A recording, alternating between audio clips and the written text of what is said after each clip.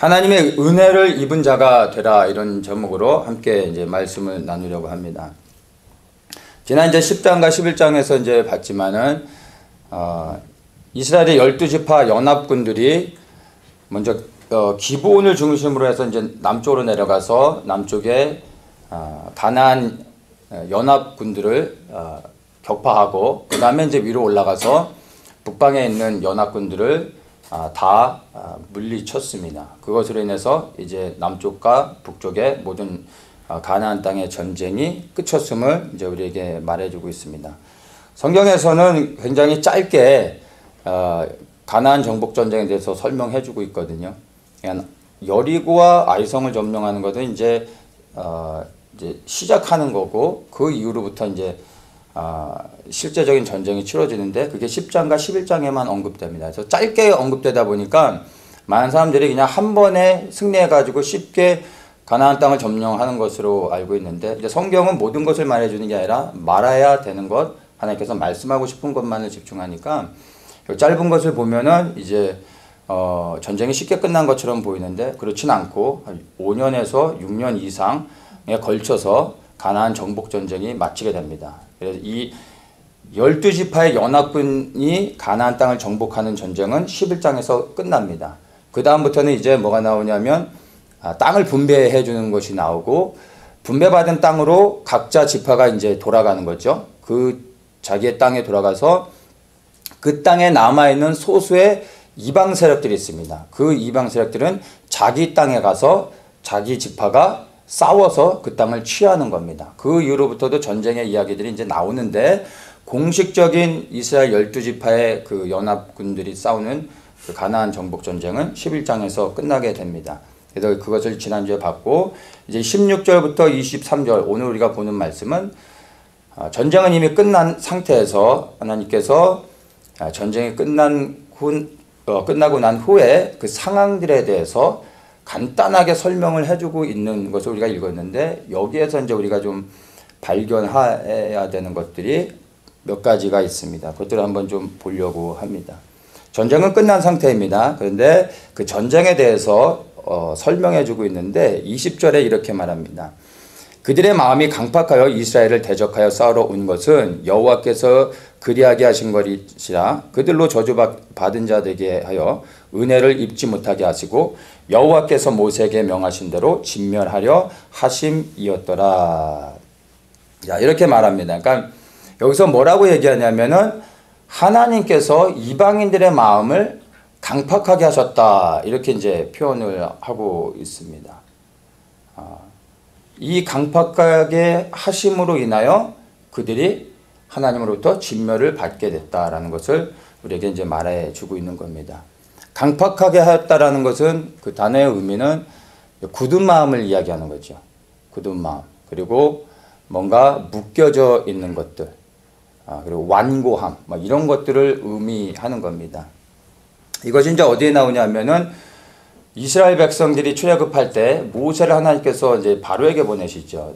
모세가 바로 앞에 서서 우리 백성을 이제 하나님을 예배할 수 있도록 애굽에서 나가게 해라라고 했을 때 하나님께서 바로의 마음을 강팍하게 하셨다라고 말합니다. 근데 그때 바로의 마음을 강팍하게 하신 분이 바로 여호와 하나님이셨던 것입니다. 그런데 그 강팍함을 바로 이 가나안 이방 족속들에게도 동일하게 하나님께서 그들을 강팍하게 하셨다라는 것을 이제 우리에게 보여주고 있는 것입니다.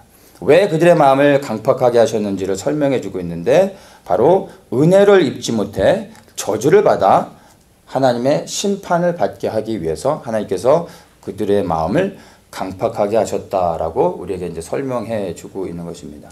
우리가 알기로는 이 이방 족속들이 하나님께서 그들의 마음을 강팍하게 하신 것이 아니라 그들이 이스라엘 백성들과 싸우려고 했고, 그 결과로 인해서 그들이 이제 죽음을 당했다라고 흔히 생각하는데, 여기에서는 하나님께서 그들의 마음을 강팍하게 하셨다라는 거예요. 그러니까 얼핏 보면은 가나안 족속이 이렇게 멸망을 당할 수밖에 없었던 것은 전적인 하나님의 책임이라고, 잘못하면은 그렇게 생각할 수도 있는 것입니다. 왜냐하면 하나님께서 그들의 마음을 강팍하게 하셨다고 말씀하고 있기 때문입니다. 그러니까 그들의 의지와 상관없이 어쩔 수 없이 하나님께서 그들의 마음을 강팍하게 했기 때문에 그들이 이스라엘을 대적하여 싸우다가 진멸을 당했다. 이렇게 생각할 수 있게 되는 거죠. 그러면은 하나님에 대한 이제 오해가 생길 수 있게 되는 것입니다. 하나님께서 사람의 마음을 마인드 컨트롤 해가지고 뭐 이렇게 그 사람의 의지와 상관없이 어떤 사람은 구원하시고 어떤 사람은 심판하시고 그런 하나님이 아니신 것을 우리가 이해를 해야 됩니다. 이것을 알기 위해서 우리가 로마서를 한번 보겠습니다. 로마서 9장에 보면 하나님의 이제 절대적 주권에 대해서 우리에게 좀 설명해 주는 대목이 있는데 그것을 한번 보도록 하겠습니다. 9장 15절부터 제가 한번 읽겠습니다. 로마서 9장 15절입니다. 모세에게 이르시되 내가 긍휼히 여길 자를 긍휼히 여기고 불쌍히 여길 자를 불쌍히 여기리라 하셨으니 그런즉 원하는 자로 말미암음도 아니요 다른 박질하는 자로 말미암음도 아니요 오직 긍휼히 여기시는 하나님으로 말미암음이니라.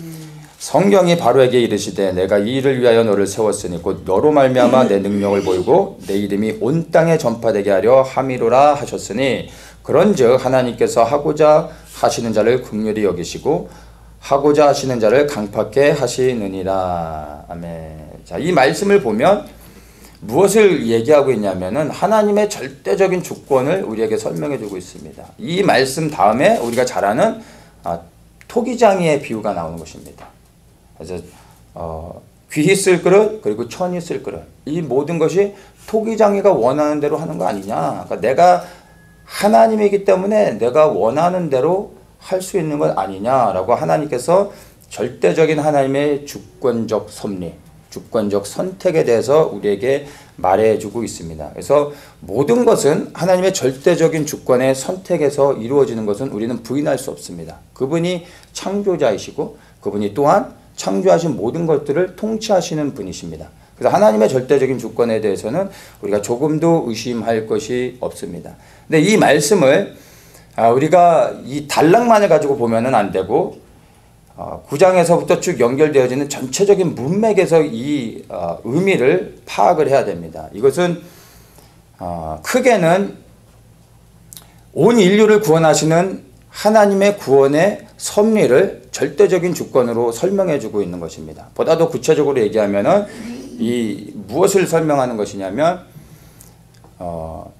우리가 잘 아는 것처럼 우리는 아담의 씨로 아담의 후손으로 태어났습니다. 아담이 하나님 앞에 범죄해서 아담의 후손으로 태어난 우리 모두는 죄를 져서 죄인이 아니라 태어나면서부터 죄의 후손으로 태어났기 때문에 우리는 죄인입니다. 태생적으로. 그래서 우리의 선행과 상관없이 우리의 그 어떠함과 상관없이 우리는 다 멸망을 받을 수 없는 그러한 운명으로 태어났고 그 결과는 하나님의 심판, 영원한 불의 형벌을 받을 수밖에 없는 그러한 자들이었습니다. 근데 바로 이러한 우리를 구원해 주시기 위해서 예수님께서 이 땅에 이제 오신 것이죠. 그래서 하나님께서 온 열방을 구원하시고자 하나님이 택하신 방법이 세상 가운데 가장 작은 조그만 연약한 이스라엘이라는 민족을 하나님께서 만드십니다. 그 민족을 통해 온 열방을 구원하시기로 계획하신 것입니다. 그 구원의 계획이 이스라엘부터 시작되는데 그 이스라엘을 선택하신 하나님의 주권은 절대적인 것입니다. 그것이 하나님의 절대적인 주권에서 이스라엘이라는 민족을 선택하셨고 이 민족을 통하여 온 열방의 구원을 하나님께서 시작하시는 겁니다. 그래서 이스라엘을 통하여 이제 하나님의 구원의 계획이 시작되는데 하나님의 구원의 계획은 이스라엘을 세우시고 그리고 나서 이스라엘을 통하여 이제 이방인들을 구원하시는데 이방인의 구원을 위해 하나님께서 잠시 하나님이 택한 백성 이스라엘을 버릴 수밖에 없게 되어졌습니다. 그것 또한 하나님의 절대적인 주권인 것입니다. 그래서 이스라엘이 버림받아졌을 때 이방인의 구원이 시작되어지는 것입니다.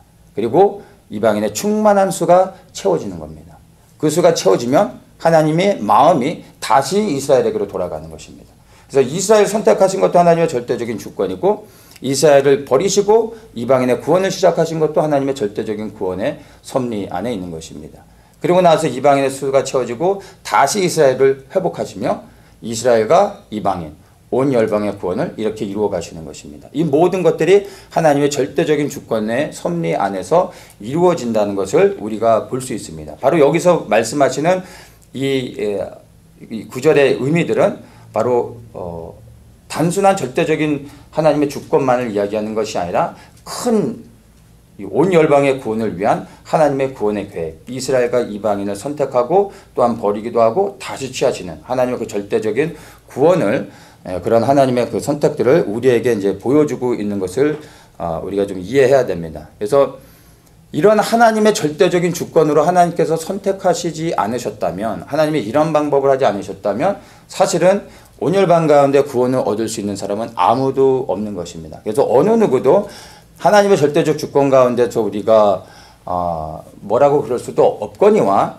바로 이러한 하나님의 절대적 주권으로 행하신 하나님의 선택적인 역사하심을 통하여 우리가 구원을 얻게 되어진 것입니다. 그래서 우리는 이것에 대해서 그 어떠한 것도 주장할 수 없음을 우리가 이해해야 됩니다. 그런데 우리가 이제 봐야 되는 게 뭐냐면, 하나님의 절대적인 주권으로 하나님의 구원의 계획을 이루어 가시고, 또한 하나님께서 보면은 긍휼히 여길 자를 긍휼히 여기고 불쌍히 여길 자를 불쌍히 여긴다. 그리고 긍휼히 여길 자를 긍휼히 여기고 강팍히 할 자를 강팍히 한다. 이 말씀을 우리에게 해주시는데, 하나님께서 이러한 선택을 하실 때는 분명한 하나님의 어떠한 기준이 있다라는 것을 우리가 이제 이해할 수 있습니다. 왜냐하면 하나님은 성품적으로 선하신 분이고, 그분은 공의의 하나님이시기 때문에 하나님의 그 어떤 그 선택에는 반드시 의로운 기준이 있는 것입니다. 그냥 사람을 봐가지고 너는 마음에 들어, 너는 천국 가, 그리고 너는 인상이 안 좋아, 너는 지옥으로 가야 되겠어, 이렇게 하면은 저같이 이제 인상 안 좋은 사람은 그 손해를 보죠. 우리 하나님은 그러신 분이 아닙니다.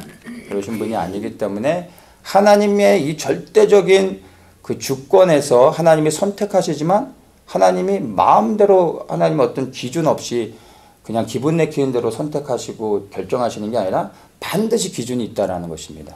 그 하나님의 선택의 기준이 무엇인지를 우리가 보면 하나님의 은혜를 받고 구원을 얻는 자가 누구인지를 알 수가 있습니다. 창세기 6장 말씀을 한번 보겠습니다. 창세기 6장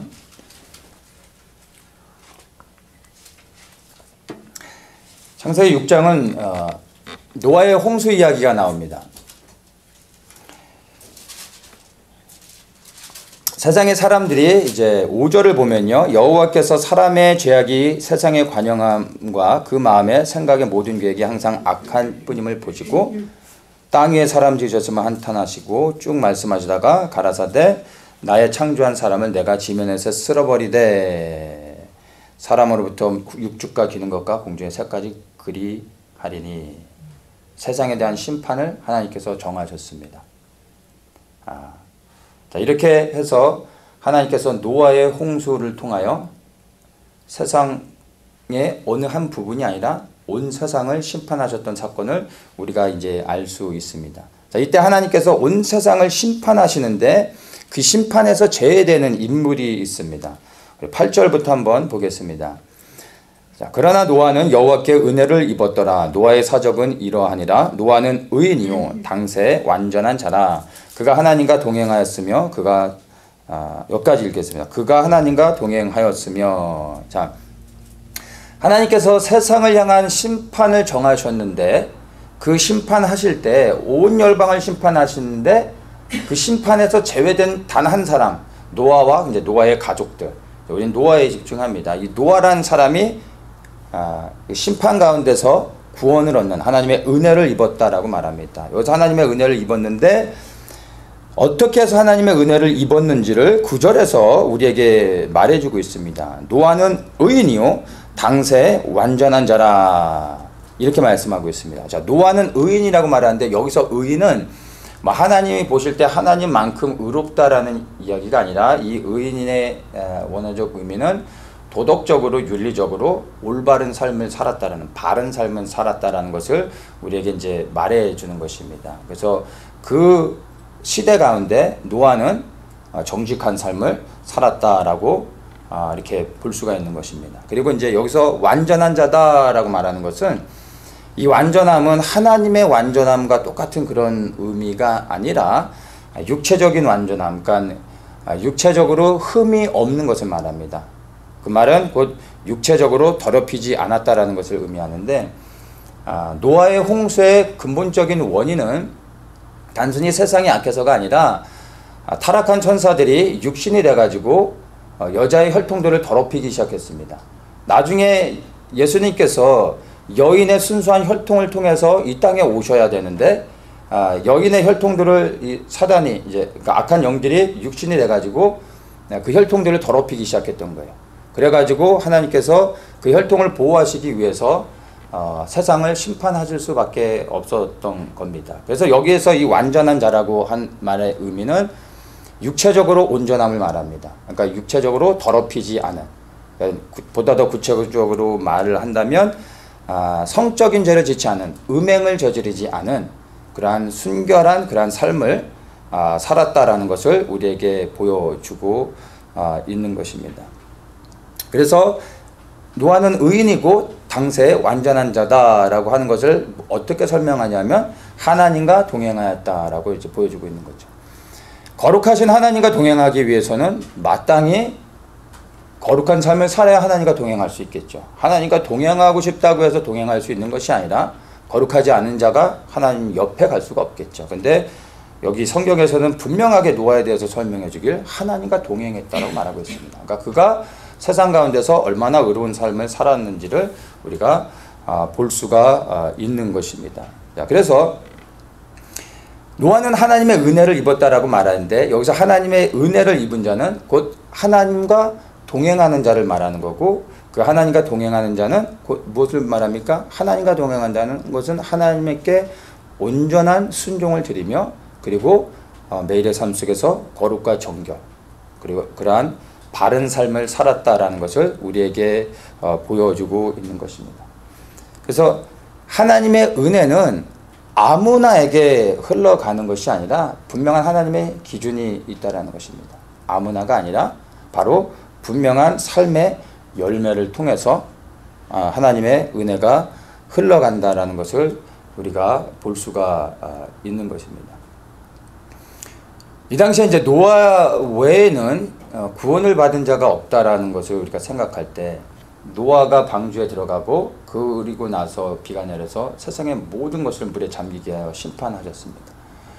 만약에 노아 말고도 거룩과 정결한 삶을 사는 사람이 있다면 함께 구원을 받게 하셨을 텐데, 노아 외에는 없었다라고 우리가 이제 생각할 수 있는 것입니다.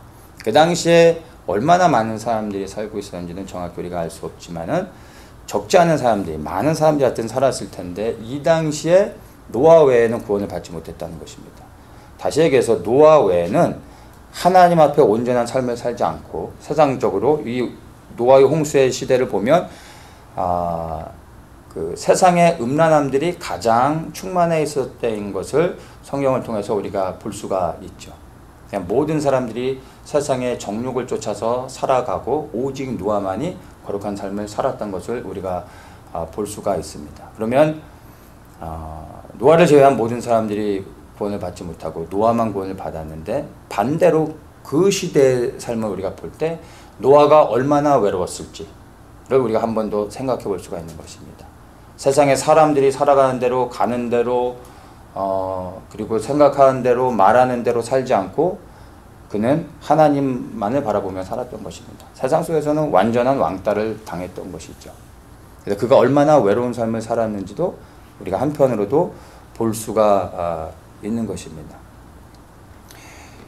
요즘 들어서 이제 그 이런저런 주변에서 이제 이야기를 좀 듣고, 뭐 예전에도 뭐 늘 그랬지만 최근 들어서도 이제 여러 가지 이제 이야기를 들으면서 저도 좀 많이 안타까워하고 있는데, 복음을 깨닫고 나서 정신을 차리고 세상을 봤더니 교회 안에서도 이렇게 살아가면 안 되는구나라는 것을 알게 된 거예요.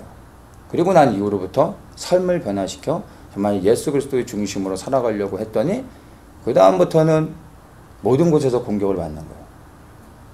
뭐 세상 사람들은 제외하고 그 공격이 가정에서부터 시작되고 또 교회에서 시작되고 너만 거룩하냐, 뭐 혼자 너무 티낸다. 그러면서 교회 안에서조차도 힘들어하시는 것들을 많이 봅니다. 사실 저도 하나님의 은혜로 복음을 다시 한번 바르게 깨달았을 때, 제가 이제 집사였을 때, 교회 안에서 이제 정상적인 생활을 할 수가 없는 거예요. 뭐 교회 분들이 저한테 뭐 욕하고 뭐 저를 괴롭히고 이런 거 전혀 아니었는데, 복음을 바로 깨닫고 나니까 이제 제가 같이 교제하고 같이 식사하고 같이 어울리던 사람들과 더 이상 어울릴 수가 없는 거예요. 그분들이 저를 나쁘게 뭐 괴롭혔던 게 아니라 더 이상 그 대화 가운데, 그 교제 가운데, 만남 가운데 제가 있을 수가 없는 거예요. 뭐 나쁜 얘기 하는 건 아니에요. 근데 뭐 그 나누는 그 대화들이, 관심들이 이제 더 이상 제 마음을 끌 수가 없는 거예요. 그곳에 있으면 제 마음이 편안하지 않고 괴로운 거예요. 이제 제가 예수님 얘기하고 또 우리가 이제 어떻게 살아야 된다 뭐 이런 얘기 하면은 이분들이 이제 불편해 하는데 저도 이제 불편해서 말을 할 수가 없는 거예요. 자연스럽게 교회 안에서도 제 스스로가 왕따가 되는 거죠. 그러다 이제 저는 교회를 나오게 됐었는데 생각보다 이런 분들이 많습니다. 그런데 해결책은 없어요. 이 복음을 깨달으면 외로워집니다. 세상 속에서는 이 세상은 악한 자 안에 속해 있다라고 성경 분명히 말하고 있기 때문에 우리가 이 세상에서 복음을 바로 깨달고 그리스도의 중심으로 살아가게 될 때 세상에서는 우리는 고난을 받게 됩니다. 고난이 아니고 핍박이 아니어도 세상에서는 더 이상 우리가 어울릴 수가 없게 되고 우리가 혼적으로 외로울 수밖에 없습니다.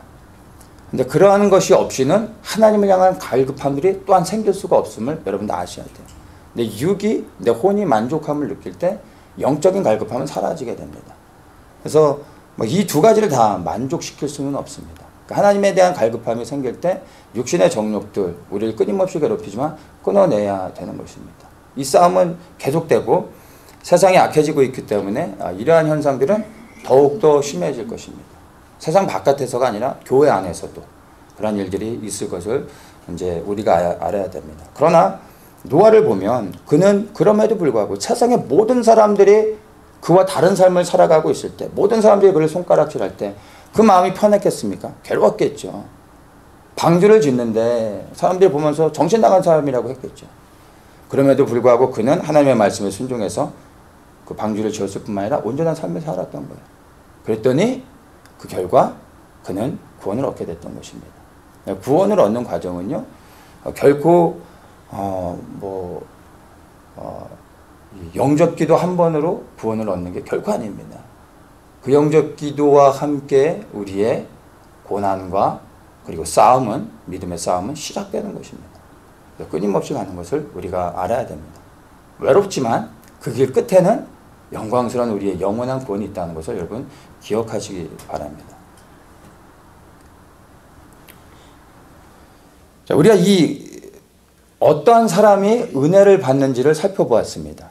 하나님께서 그냥 랜덤리 아무에게나 천국, 지옥 막 이렇게 선택적으로 이렇게 하시는 게 아니라 주권적인 선택이지만, 주권적인 하나님의 그 선택에 의해서 되지만 결코 그것이 기준 없이 하는 것이 아니라 은혜를 받을 만한 자에게 하나님께서 은혜를 주신다라는 것을 우리는 분명히 기억해야 됩니다. 그 은혜를 받는 자는 삶에서 구별된, 세상 속에서 반드시 구별된 삶의 열매가 있다는 것을 노아를 통해서 우리가 분명히 보았습니다. 그래서 우리는 정말 하나님의 은혜를 입은 자인가, 그 은혜 안에서 나는 살아가고 있는 자인가를 여러분 돌아봐야 되는데, 그것을 확인하기 위해서는 내 삶 속에 노아와 같은 하나님 보실 때 의인이라고 말할 수 있는, 그리고 완전한 자라고 말할 수 있는 우리의 삶 속에 그런 거룩한 삶, 온전한 삶, 이러한 열매들이 있는지를 우리가 돌아봐야 되는 것입니다. 내 스스로 그냥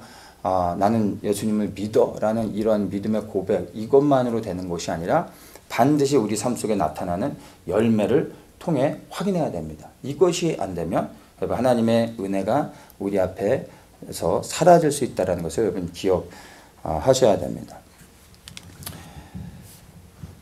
어떤 사람들이 이제 은혜를 입는지를 봤는데 반드시 세상 속에서 구별되어야 된다는 것을 기억하십시오. 그렇지 않으면 하나님께서 은혜를 받을 만한 자격이 되지 않는 사람들에게 강팍한 마음을 주시고 그 강팍한 마음으로 인해 결국에는 심판을 받게 된다는 것을 반드시 기억해야 되는 것입니다. 그래서 하나님의 은혜는 하나님께 막 그 불쌍하게 보여가지고 막 구걸하듯이 은혜를 달라고 해서 그렇게 구해가지고 하나님의 은혜를 받을 수 있는 것이 아니라 하나님의 은혜는 세상 가운데서 구별된 삶을 살아가면 하나님의 은혜는 우리에게 누려질 수 있도록 하나님께서 부어주신다는 것을 여러분 기억하십시오. 하나님의 은혜를 받는 비결은 믿음으로 구하는 것이 아니라 거룩한 삶을 살아내는 것입니다. 자, 여기서 이제 하나님의 은혜를 입는 것과 연관해서 우리가 이제 보는 본문에서 한 가지 우리가 좀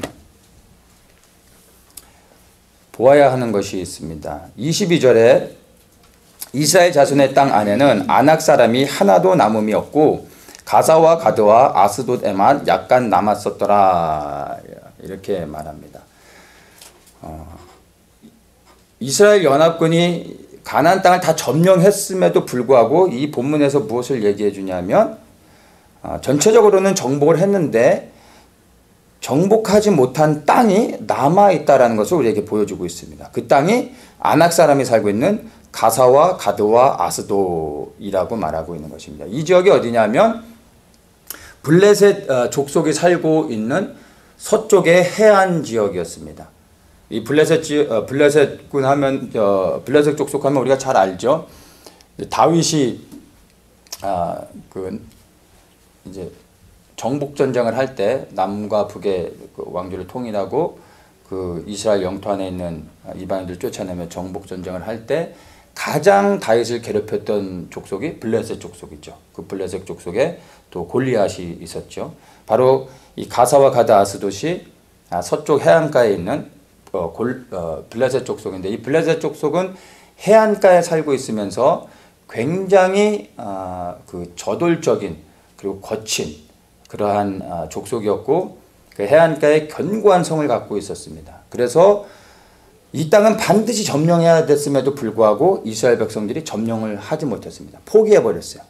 너무나 강했고 견고한 성을 갖고 있었고 아낙 사람들이 살고 있었습니다. 그러니까 블레셋 사람들이 다 아낙 자손이라 말하면 이제 거인들을 말하는 건데 블레셋 족속이 다 거인이 아니라 그들 가운데 거인들이 있었던 것입니다. 그 거인들이 그 블레셋 족속을 대표하며 그곳을 지키고 있었기 때문에 이스라엘 백성이 도저히 싸워서 이 땅을 정복할 자신이 없던 거예요. 싸우는 받겠죠. 근데 안 되는 거예요. 그래서 그 땅은 아예 포기해버렸습니다. 그것을 우리에게 흘러가듯이 한번 이렇게 보여주는 건데 여기에 이제 굉장히 중요한 이제 의미가 있습니다. 이 블레셋 족속의 땅이 오늘날의 이스라엘로 이렇게 그 영토로 비교해서 얘기할 때 어디냐 하면은 가자 지역입니다. 가자 지역. 이스라엘 영토 안에 가자 지역을 아십니까? 이스라엘 영토인데도 불구하고 이스라엘이 들어가지 못하는, 컨트롤하지 못하는 땅이 가자 지역입니다. 거기에 이제 팔레스타인 사람들만 살고 있는데 하마스라는 이제 테러 집단이 이 가자 지역을 통치하고 있습니다. 이스라엘 내에서 가장 문제가 심각한 곳이 바로 이 가자 지역입니다. 어떤 일들이 있냐면 수시로 이 가자 지역 안에서 미사일을 발사합니다. 이스라엘 지역으로. 근데 군부대를 향해서 쏘는 게 아니라 뭐 병원, 어린이들 있는 학교, 뭐 그냥 아무데나 그냥 민간인들이 있는 대로 막 미사일을 아무 때나 쏴대는 거예요. 그래서 이스라엘이 늘 패트리엇 요격 미사일로 갖다가 그 가자 지역에서 올라온 이제 쏘는 모든 미사일을 요격하죠. 그래서 끊임없이 그냥 하루도 끊임없이 계속해서 테러가 일어나는 곳이 가자 지역입니다. 이스라엘에서 가장 골치 아픈 곳입니다. 이스라엘 내에서 가자 지역 말고도 유대인들이 들어가지 못하는 분리장벽으로 막아놓고 팔레스타인만 들어가는 곳들이 몇 군데가 있거든요. 여리고도 그렇고 베들레헴도 그렇고 뭐 라마 거기가 이제 팔레스타인 자치지구인데 미스바 성회가 열렸던 곳, 이런 곳들도 유대인은 못 들어갑니다. 유대인이 들어가는 즉시 어떻게 하는지 모르지만 귀신같이 알고 살해합니다. 그래서 유대인들은 거기를 못 가고 우리같이 이제 관광객들, 외국인들은 들어갑니다. 유대인들은 못 들어가고 우리는 들어가서 관광하고 나오고 하는데 유대인들은 못 들어갑니다. 근데 가자 지역은 특별합니다. 거기서 태어난 사람은 거기서만 평생 살고 절대 나오지 못하고요. 가자 지역은 유대인뿐만이 아니라 외국인들도 들어가지도 못합니다. 완전히 통제되는 그러한 곳이 가자 지역입니다. 그러니까 이스라엘에서 제일 골치 아픈 곳인데 여호수아 때 땅을 정복하지 못했더니 이것이 영적으로 흘러들어와 오늘날까지 이스라엘을 가장 괴롭히는 땅이 되어졌다는 것을 우리가 이제 영적인 의미로 좀 분별해서 볼 수 있어야 되는 것입니다. 이것을 통해서 우리가 무엇을 알 수 있냐면은 우리 안에 있는 그 어떠한 죄의 그 모습이 있다 할지라도요. 그리고 그것이 얼마나 우리를 강력하게 묶고 우리와 싸우며 우리를 힘들게 한다 할지라도요. 여러분 결코 우리 안에 있는 죄를 그냥 두어서는 안 된다는 것입니다. 이스라엘 백성들이 이 블레셋 족속이 너무나 강해서 포기해버렸어요. 싸우기가 두려웠던 거예요. 그랬더니 오늘날까지도 이스라엘을 가장 괴롭히는 그러한 곳이 되어졌던 것입니다. 우리 안에 죄가 너무나 강해서 우리 각 사람마다 연약한 죄에 무너지는 부분들이 있잖아요. 개인마다. 그런데 그것과 싸우는 게 너무 힘들다고 해서 우리가 포기하는 순간 그 죄를 그냥 적당히 타협하면서 가기자 하는 순간 그 죄는 더욱더 강력하게 우리를 묶는다는 것입니다. 그리고 결국엔 그 죄가 우리를 삼켜버리고 우리로 하여금 하나님 앞에 심판을 받게 하는 것입니다. 그래서 죄와 싸우는 것이 결코 쉽지 않지만 그 싸움을 또한 그렇다고 해서 결코 멈출 수 없다는 것입니다. 그 마지막은 그 죄로 인하여 우리가 하나님으로부터 강팍한 마음을 받게 되어 하나님의 그 은혜 안에서 떨어질 수 있다는 그러한 결과, 무서운 결과를 얻을 수 있다라는 것입니다. 그래서 죄와 싸우되 피 흘리기까지 하라라고 성경이 우리에게 말해주고 있는 것이 그냥 과장된 표현이 아닙니다. 피 흘리기까지 싸우라는 얘기는요, 생명 다해 죽기를 각오하고 싸우라는 것입니다. 이 죄와 싸우는 것은 바로 그런 것이에요. 이 죄와 싸워 이기지 않으면 우리 안에 있는 죄의 그 본성들, 그것들을 제거하지 않으면 결국에는 그 죄가 우리를 컨트롤하게 되고 하나님의 은혜 안에서 우리를 떨어져 나가게 하는 것입니다.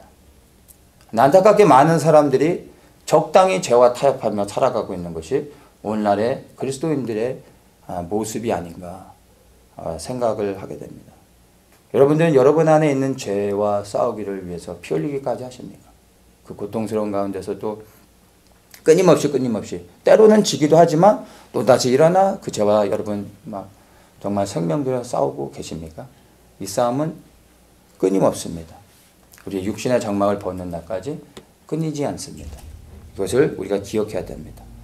욕심이 잉태한 즉 죄를 낳고 죄가 장성한 즉 사망을 낳는다라고 말하고 있습니다. 죄가 우리 안에 머물러 있으며 그 죄는 그대로 있지 아니하고 반드시 또 다른 더 큰 죄악들을 우리 안에서 낳게 됩니다.